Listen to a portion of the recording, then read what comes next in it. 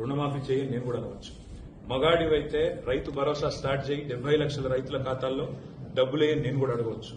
మగాడివైతే Mahalakshmi start చేయి, 1,67,00,000 మంది ఆడబిడ్డలు ఉన్నారు, నెలకు 2,500 ఇస్తానన్నా స్టార్ట్ చేయి నేను కూడా అడగవచ్చు. కానీ నేను ఇవన్నీ ఏమనట్లేదు. ఒక్క సీట్ అయినా గెలవము అనే మాట మాట్లాడావు కదా. నీకు నిజంగానే దమ్ముంటే రేవంత్ రెడ్డి గారు, నేను సవాల్ చేస్తా ఉన్నా, నేను నా సిరిసిల్ల ఎమ్మెల్యే పదవికి రాజీనామా చేసి వస్తా. నువ్వు నీ ముఖ్యమంత్రి పదవికి, కొడంగల్ ఎమ్మెల్యే పదవికి రాజీనామా చేసిరా. నీ సిట్టింగ్ సీటు మల్కాజ్గిరిలో ఇద్దరం కొట్లాడదాం. ఆ ఒక్క సీట్లోనే తేల్చుకుందాం. ఈ రాష్ట్రం అంతా అతలాకుతలం చేయాల్సిన అవసరం లేదు. ఆ ఒక్క సీట్లోనే నేను వస్తాను మా పార్టీ తరఫున, నీ తరఫున నూరా, నీ కాంగ్రెస్ పార్టీ తరఫున.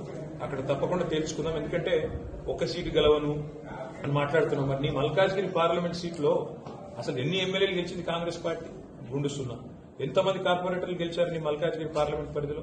కాబట్టి గెలుపు ఓటములు అనే వాటిని పట్టుకొని దాన్ని ఎక్కువగా ఊహించుకొని, తన శక్తి సామర్థ్యాలు తాను ఎక్కువ ఊహించుకొని ఇవాళ మాట్లాడుతున్న రేవంత్ రెడ్డి గారికి నిజంగానే ధైర్యం ఉంటే, నిజంగానే దమ్ము ఉంటే, తెగువ ఉంటే నువ్వురా, కొడంగల్ ఎమ్మెల్యే పదవికి రాజీనామా చేయి, ముఖ్యమంత్రి పదవికి రాజీనామా చేయి.